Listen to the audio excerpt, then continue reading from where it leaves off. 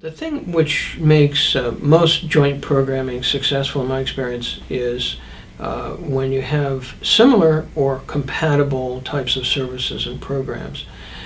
So for instance, I ran into a collaboration involving an immigrant service organization and a healthcare organization that worked especially well because the immigrant service organization was a social service model that knew how to deal with people coming into the country for the first time, and the healthcare organization knew what had to happen for people, human beings coming into the country for the first time in a different climate, in a different environment, in a different medical system.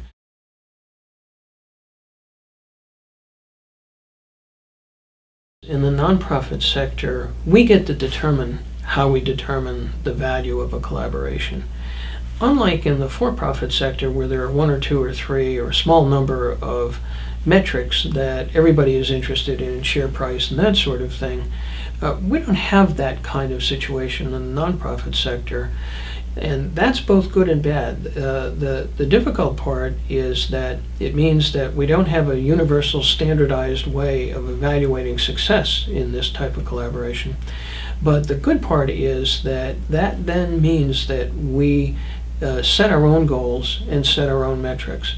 That's why it's very important at the beginning of a collaboration for the two or more parties involved to be very clear about what it is they want to accomplish.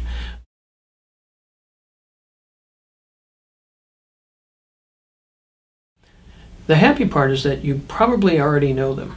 The reason that you probably already know them is that you're almost certain to collaborate with local organizations that are doing the same or compatible things to what your organization is doing. So look at your immediate environment and look at organizations that have a similar or compatible service that they offer with a culture that your organization can work with.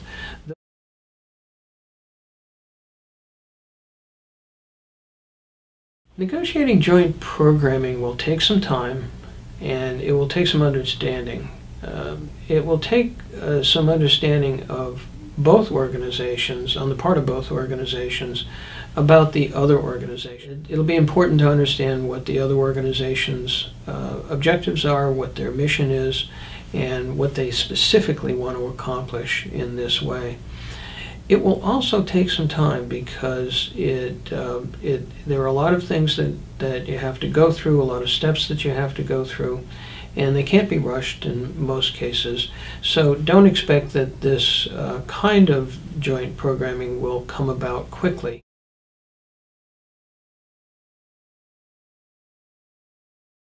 Funders have the ability to take a look at the community as a whole in a way that the individual nonprofit organization in it often is not able to. Funders can in many instances play a kind of early role in putting together like-minded organizations to talk about collaboration possibilities.